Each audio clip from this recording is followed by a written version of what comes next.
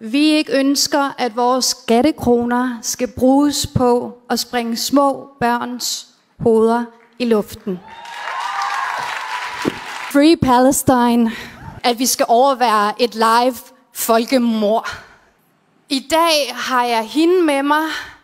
Hun er deroppe. Hun fik 335 kugler skudt imod sig. Og det sidste, hun sagde til sin mor, da hun var i akutlinjen, det var, hun stoppede med at snakke, og hendes mor siger til hende, hvorfor siger du ikke noget, skat? Og hun siger, der kommer blod ud af munden på mig. Og hendes mor siger til hende, jamen så tør det af. Og hun siger, det har hun ikke lyst til, for så gør hun hendes trøje beskidt. Og det var det sidste, hun hørte fra hende. Og jeg har en mand med mig, som har stået med en pose.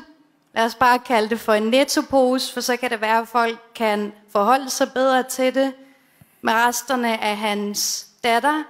Og i den anden pose, en faktapose med resterne af hans søn.